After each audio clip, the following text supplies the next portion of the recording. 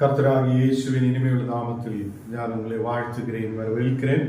இந்த நாளுகளிலும் தேவனுடைய வார்த்தையுமாய் உங்களோடு கூட ஆயிருக்க, தேவனை துதிக்க, தேவனை மகிமைப்படுத்த நமக்கு தேவன் கிருபை செய்திருக்கிறார். அவர் நல்லவர், வல்லவர், வாக்கு மாறாத தேவன்.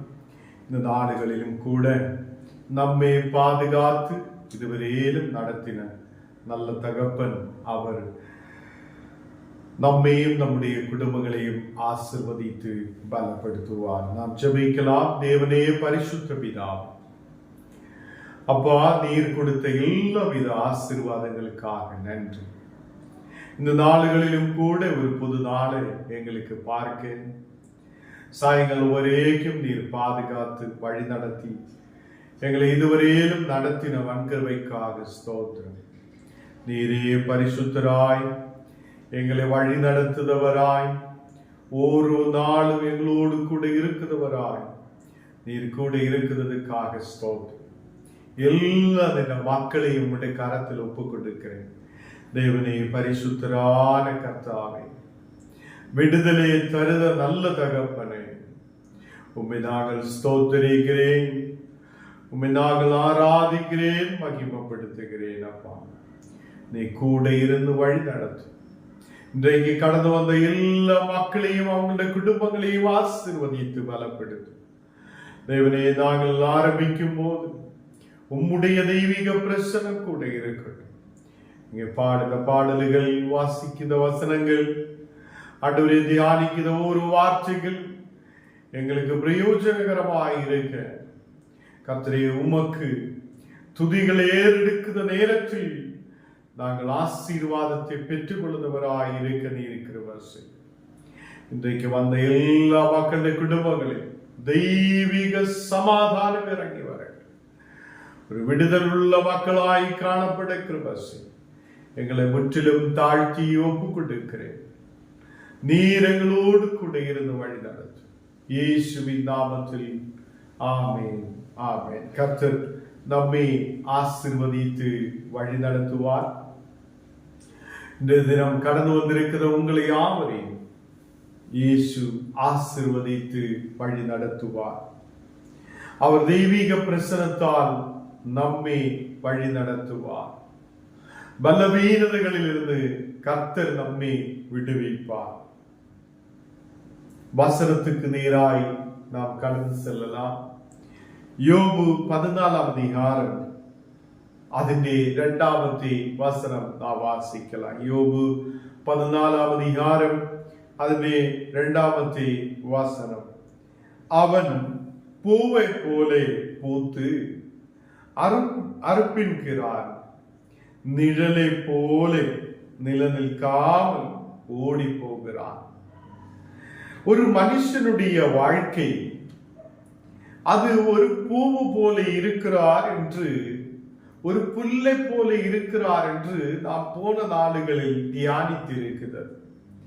யோபிலும், யோபுடைய புஸ்தகத்திலும் அங்கே நமக்கு பார்க்க முடியுது, மனுஷன் ஒரு பூவு போல இருக்கிறது, அது பூத்து அறுப்பின்கிறார் என்று காணப்படுகிறார்.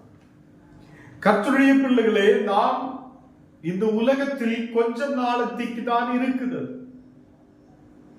இந்த உலகத்தில் நமக்கு கர்த்தர் கொடுக்கிற நாட்கள் மட்டும்தான் இங்கு இருக்க முடியும். அதிலிருந்து ஒன்று கூட்டவோ, நமக்கு நம்முடைய ஆயுசு நீட்டவோ நமக்கு முடியாது.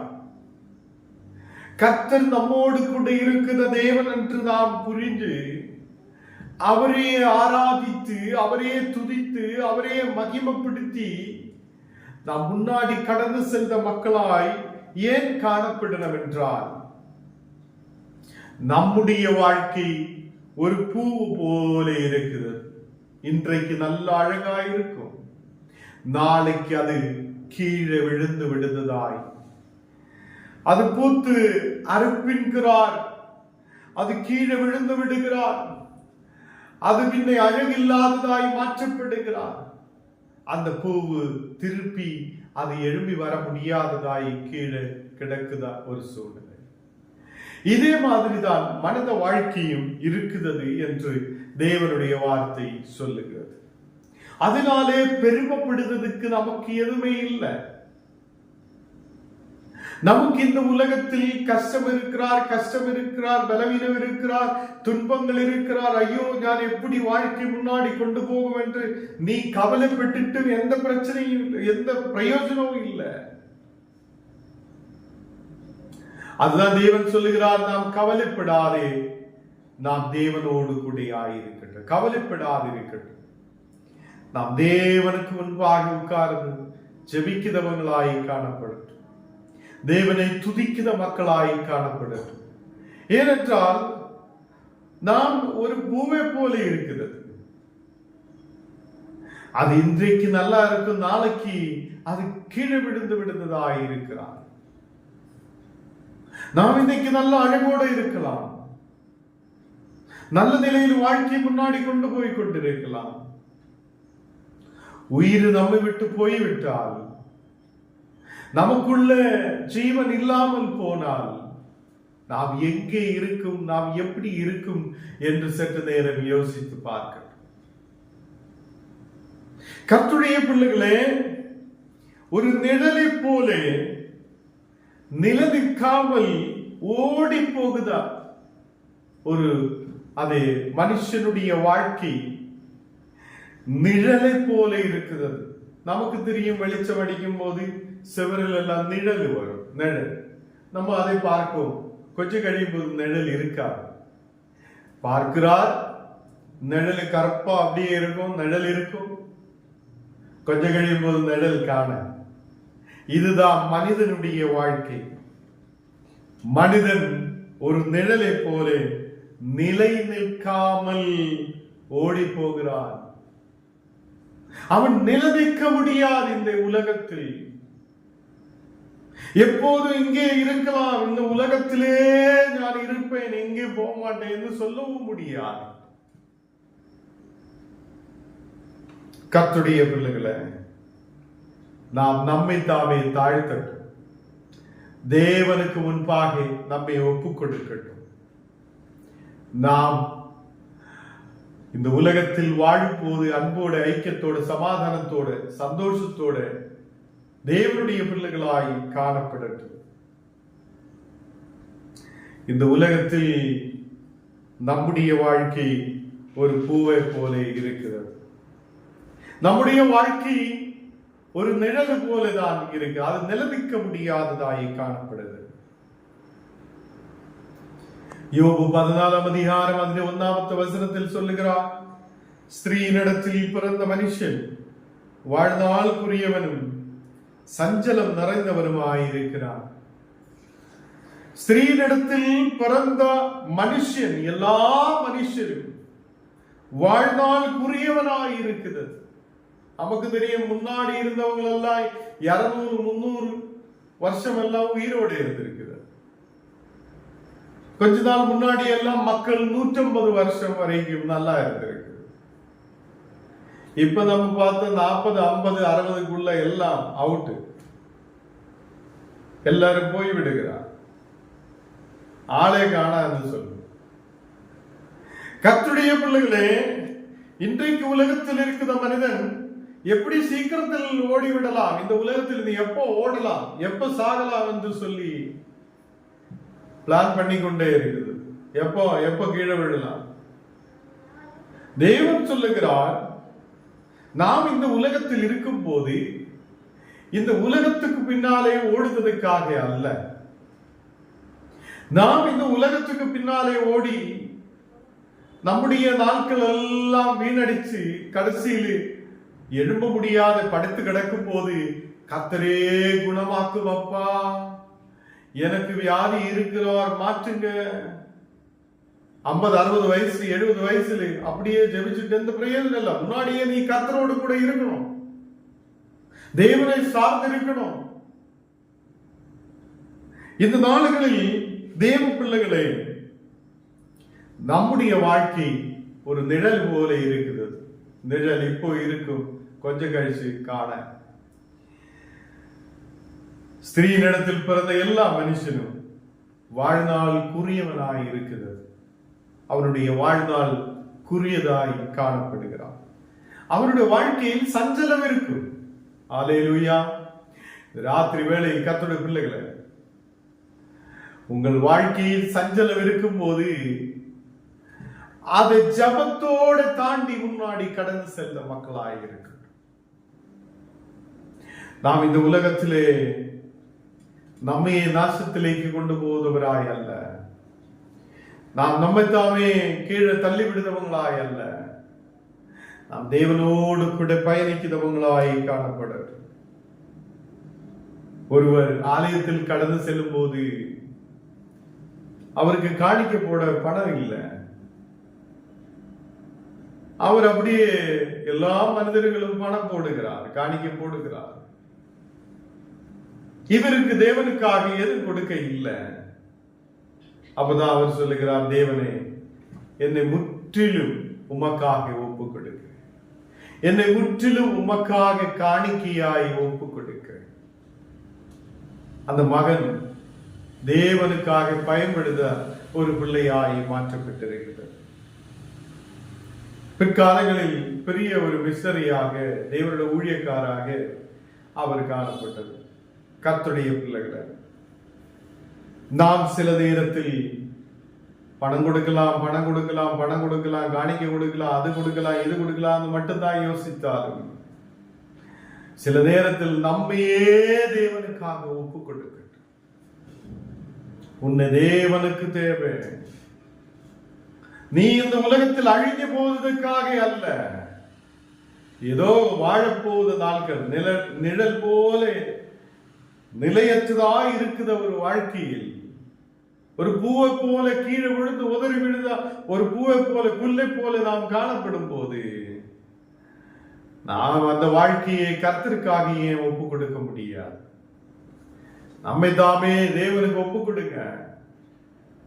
வீட்டிலே உட்கார்ந்து அநேகருக்காக ஜெபிக்கலாம். ஐயா, இன்னைக்கு யாருக்கெல்லாம் ஜெபிக்கணும்னு யாரும் கேட்குது இல்லை. நமக்கு போன் பண்ணி எல்லாரும் ஜெபிங்க ஜெபிங்க ஜெபிங்கன்னு சொல்லுது அல்லாத, நாங்க ஒரு மணி நேரம், 2 மணி நேரம், இல்ல ஒரு 3 மணி நேரம் உங்க ஊழியங்களுக்காக ஜெபிக்கலாம் ஐயா என்று சொல்லி யாரும் முன்னாடி வருதும் இல்லை.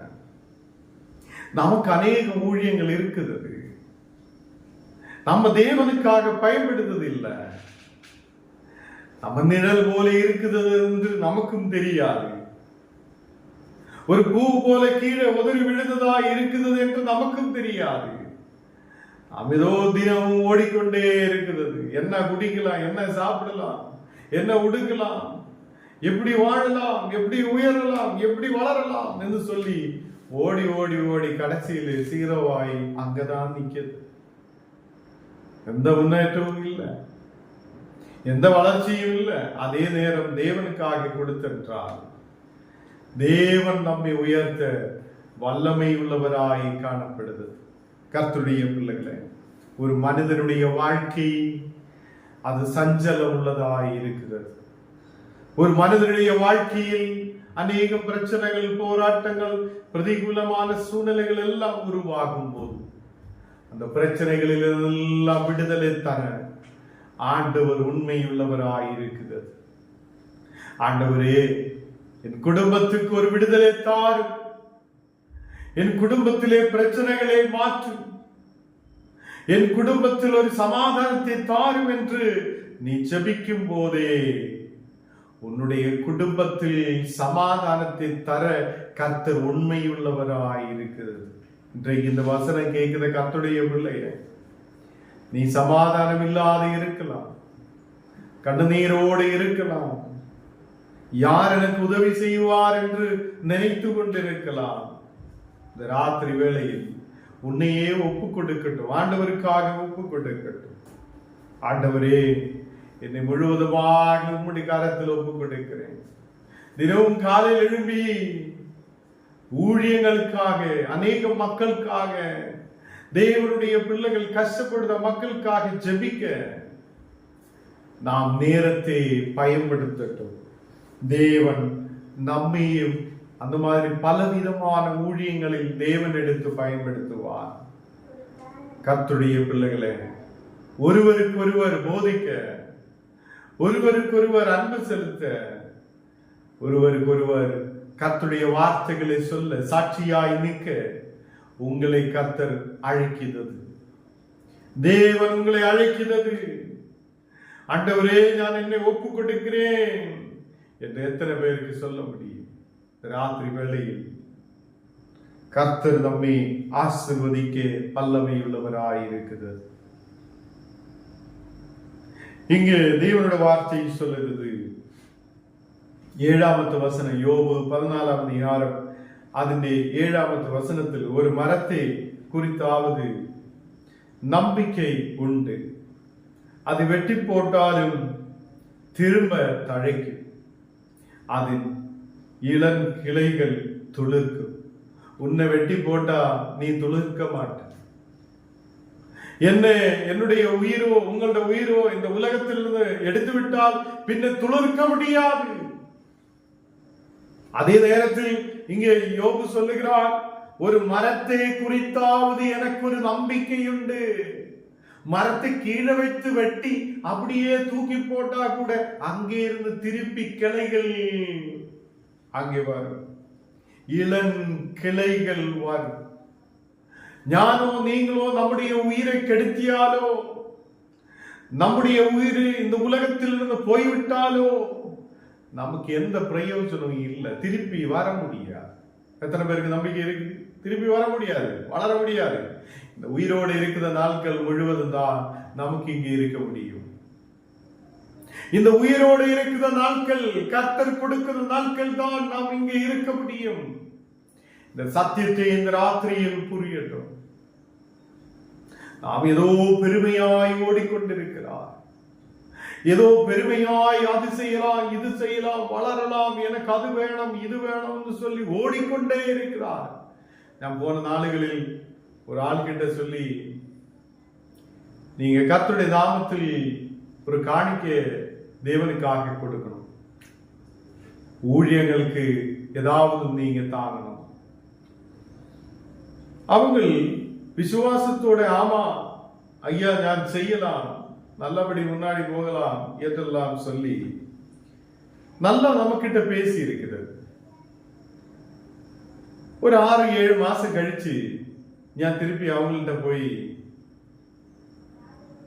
நீங்க தேவனுக்காக காணிக்கை ஏதாவது செலுத்தணும், நமக்கு அநேகம் தேவைகள் இருக்கிறது, ஏதாவது ஒரு உதவி செய்யணும் என்று சொல்லும் போது, ஐயா எங்களுக்கு அங்க வேலை இருக்குது, இங்க அது செய்யணும், இங்க அந்த வேலை இருக்குது, இங்க அங்க கடன் இருக்குது, இங்க இப்படி பிரச்சனை இருக்குது, இப்படி ஒரு அநேகம் சாக்கு போக்குகள் அங்கே சொல்லி இருக்கிறது. கர்த்தருடைய பிள்ளைகளே, நாம் சில நேரத்தில் தேவனுக்காக கொடுக்கலாம், தேவனுடைய ஊழியங்களுக்காக கொடுக்கலாம் என்று சொல்லும் போது நமக்குள்ள இப்படித்தான் ஒரு சாக்கு போக்கு உருவாகும். நம்ம என்ன நினைக்கும், அங்க கொடுக்கலாம் இங்க கொடுக்கலாம், அது செய்யலாம் இது செய்யலாம், வீணான விஷயங்களுக்கெல்லாம் செலவு பண்ண நாம் இருக்குது. அதே நேரத்தில் தேவனுடைய வளர்ச்சிக்காக, கர்த்தருடைய ஊழியத்துக்காக ஏதாவது செலவு செய்ய நமக்கு முடியாது இருக்குது. கர்த்தருடைய பிள்ளைகளை, அநேகருடைய வாழ்க்கை இப்படிதான் போய்கொண்டிருக்கிறது. உலகத்துக்காக எது வேணாலும் செய்யும், உலக மகிமைக்காக எது வேணாலும் செய்யும், உலகக்காருக்கு எது வேணாலும் செய்யும். அது 10,000 ஆகட்டும் 20,000 ஆகட்டும் செய்ய முன்னாடி போகும். கர்த்தருக்கு என்று சொல்லும் போது எதுவுமே இல்லையா, எல்லாம் போய்விட்டது என்று சொல்ல. இது நம்ம வாழ்க்கை இப்படித்தான் போகிறது. கர்த்தருடைய பிள்ளைகளை, இங்கு வசனத்தில் நமக்கு பார்க்க முடியுது, நம்முடைய வாழ்க்கை கொஞ்ச நாளத்தைக்கு தான் இருக்கிறது. நாம் இந்த உலகத்தில் இருக்கிற நாள் முழுவதும் தேவனுக்காக பயன்படுத்தவங்களாக இருக்கட்டும்.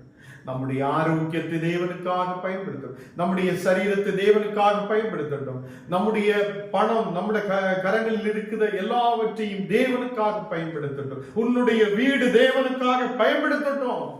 அல்லேலூயா. எத்தனை பேருக்கு புரியுது? உங்களோட வீட்டுக்குள்ள ஒரு ஜெபம் நடத்த, ஐயா வாருங்க நமக்கு ஜெபம் நடத்தலாம், வாரம் ஒரு ஜெபம் நடத்தலாம் சொல்ல இன்னைக்கு மக்களுக்கு விருப்பம் இல்லை. ஞான் சொல்லுது, நமக்கு ஞானே டிஃபன் எடுத்துட்டு வரலாம், ஞானே பாக்ஸில் நிரப்பி சாப்பாடு ஞான் எடுத்துட்டு வரலாம், நீங்க ஜெபத்துக்கு ஆயத்தமாயிருங்கன்னு சொல்லி யாருக்கும் ஒரு இது இல்லை. இல்ல உங்களுக்கு பிரச்சனை இல்லை, சாயங்காலம் நீங்க எல்லாரும் கூட சேர்ந்து உட்காருங்க, நமக்கு கூகுள் மீட்லயே பார்த்து ஜெபம் பண்ணலாம்னு சொல்லி அதுக்கு நேரம் இல்லை. நான் ஒரு நிழல் போல இருக்குது. கடைசியிலே ஆண்டவரே ரட்சிங்க, ஆண்டவரே விடுவீங்கன்னு சொல்லி எதுவும் ஆகாது. நம்முடைய நேரத்தை தேவனுக்காக கொடுக்கட்டும், நம்முடைய சமயத்தை தேவனுக்காக பயன்படுத்தட்டும், நம்முடைய புத்தி கர்த்தருடைய ஊழியங்களுக்காக பயன்படுத்தட்டும், நம்முடைய மொபைல் தேவனுக்காக பயன்படுத்தட்டும், நம்முடைய வீடு தேவனுக்காக பயன்படுத்தட்டும். இப்படி செய்யும் போது உன்னிலுடைய அநேக மக்கள் தேவனை அறியுவார். அல்லேலூயா. இந்த நாடுகளில் ஒரு மரத்தை குறித்தாவது நம்பிக்கை உண்டு. அந்த மரத்தை நம்ம போய் வெட்டி விட்டாலும் அது திருப்பியும் கிளைத்து அதை நல்ல இளங்கிளைகள் துளிர்த்து வரும். ஒரு மனிதன் அப்படி இல்லை. அவன் விழுந்து விட்டால், அவனுடைய உயிர் போய்விட்டால் அவ்வளவுதான், திருப்பி எழுப்பி வர முடியாத சூழ்நிலை. அதனால உயிரோடு இருக்கிற கர்த்தருடைய பிள்ளைகளை நாம் தேவனுக்காக நிற்க, அநேக மக்களுக்காக ஜெபிக்க, உங்கள் கிராமங்களில் கர்த்தர் உங்களை எடுத்து பயன்படுத்தப்படும் போது சஞ்சலம் இருக்கட்டும், பிரச்சனை இருக்கட்டும், வேவலாதி இருக்கட்டும், அதை தள்ளி உதறி விட்டு தேவனுக்காக எழும்பி பிரகாசிக்கிற பிள்ளைகளாக இருக்கட்டும். நான் என்னையே இன்னைக்கு ஒப்பு கொடுக்கிறேன் அப்பா, ஏதாவது ஒரு ஊழியம் உனக்காக செய்ய. கிராமமாய் ஓட முடியலன்னா கூட வீட்டுக்குள்ள இருந்து ஜெபிக்கலாமே. வீட்டுக்குள்ள இருந்து அநேகம் தேவைகளுக்காக நாம் ஜெபிக்க முடியும், அநேக வியாதிஸ்தருக்காக ஜெபிக்க முடியும், தேவனுடைய பிள்ளைகளாய் நாம் காணப்பட முடியும். கர்த்தருடைய பிள்ளைகளை ஒரு நிழல் போல இருக்குத வாழ்க்கை, ஒரு பூவை போல இருக்குத ஒரு வாழ்க்கை தான் நம்முடைய வாழ்க்கை. இந்த ராத்திரி வேளையில் அது கவனமாய் நாம் இது சற்று நேரம் யோசித்து தேவனுக்காக நம்மையே ஒப்பு கொடுக்கட்டும். தேவனே, என்னை முழுவதாக ஒப்பு கொடுக்கிறேன். நாம் மணிக்கணக்கினா போனில் பேசிட்டே இருக்கோம், ஐயோ அது இது அப்படி இப்படின்னு சொல்லி அப்படியே பேசிட்டு இருக்கோம். இந்த பேசுத நேரம் 1 மணி நேரம் தேவனுக்காக பயன்படுத்தலாமே. இப்படிதான் ஏதோ ஒரு நாள் 1 மணி நேரமாவது தேவனுக்காக கொடுக்க, அநேக மக்களுக்காக ஜெபிக்க, அநேகருடைய ஆசீர்வாதத்துக்காக ஜெபிக்க நாம் முன்னாடி கடந்து வருத பிள்ளைகளாகி மாற்றப்படட்டும். ஏனென்றால் கொஞ்ச நாள் தான் நாம் இந்த உலகத்தில் இருக்க போகிறோம். இங்க நாம் பரதேசிகளாய் இருக்கிறோம். இது என்னோட வீடு தானே, இது என்னோட நிலம் தானே, இது என்னுடைய எல்லாம் என்னோட தானேன்னு சொல்லிட்டு இருக்குது. நாம் ஒரு நாள் ஒன்றும் கொண்டு போகாமல் போக வேண்டியவர், ஒன்றுமே எடுக்க முடியாமல் போக வேண்டியவர். போட்டிருக்குத இதுக்கு என்ன சொல்லும், காதலுக்கு போட்டிருக்குத கோல்டு செயின், இது ஒன்றும் நமக்கு கொண்டு போக முடியாது. இந்த சரீரம் முழுவதும் மண்ணிலேக்கு அழிந்து சேர். கர்த்தருடைய பிள்ளைகளை ஆவிக்குரிய பிள்ளைகளாய் நாம் மாற்றப்படட்டும். தேவனுக்கு முன்பாக பயன்படுத்த பிள்ளைகளாய் மாற்றப்படட்டும். நாம் வீணாய் செலவு பண்ணத பணத்தை ஒரு 50 ரூபாய் இல்ல ஒரு 10 ரூபாய், ஒரு நாள் ஒரு 10 ரூபாய் தேவனுக்காக மாற்றி வைக்கட்டும். உங்க குடும்பங்களில் அப்படி ஒரு சூழ்நிலை உண்டாகட்டும். நீங்க எனக்கு தான் கொடுக்கணும்னு நான் சொல்லுதில்லை. நீங்க ஏதாவது ஒரு ஆலயத்திலோ ஊழியங்களுக்கோ நீங்க உதவி செய்யுங்க. நல்ல நிலையில் கர்த்தருடைய ஊழியங்களில் முன்னாடி கடந்து செல்லுங்க. நீங்க ஒரு நாள் ஒரு 10 ரூபாவது எடுத்து மாற்றி வைக்கிற பிள்ளைகளாய் தேவனுடைய ஊழியத்துக்காக ஏதாவது செய்த பிள்ளைகளாய் நாம் காணப்படட்டும். கர்த்தர் நம்மையும் நம்முடைய குடும்பங்களையும் ஆசீர்வதிப்பார். இந்த நாளுகளில் இந்த ராத்திரி வேளையில் தேவன் நம்மோடு பேசியது, ஒரு மரத்தை குறித்தாவது நம்பிக்கை உண்டு, நமக்கு நம்பிக்கையே இல்லை. இன்னைக்கு நாம் இருக்கிறார், நாளைக்கு இருக்குமான்னு நமக்கு தெரியாது. நம்முடைய குடும்பங்களில் எப்போ என்ன நடக்கும் என்று நமக்கு தெரியாது. கர்த்தர் தான் நம்மை பாதுகாத்து நடத்துகிறது. ஆண்டவர் தான் நம்மை வழி நடத்துகிறது. முழு நம்பிக்கையும் அவரிடமே வைத்து விடட்டும். அவர் நம்மை துளிர்விட செய்த தேவன், அவர் நம்மை பலப்படுத்துத தேவன், அவர் நம்மை வளர வைக்கிற தேவன். இந்த ராத்திரி வேளையில் இந்த சத்தத்தை கேட்கிற கர்த்தருடைய பிள்ளைகளை நீங்க ஒப்பு கொடுக்கட்டும். தேவனுடைய பிள்ளைகளாய் மாற்றப்படட்டும். அவர் உங்களை வழி நடத்துவார். அவர் உங்களுக்கு நித்திய ஜீவனை கொடுப்பார். கண்ணுகளை மூடலாம், ஜெபிக்கலாம். தேவனே, பரிசுத்த பிதாவே, ராத்திரி வேளையிலப்பா உம்முடைய வசனங்களை தியானிக்க நீர் எங்களுக்கு கிருபை செய்ததுக்காக ஸ்தோத்திரம்.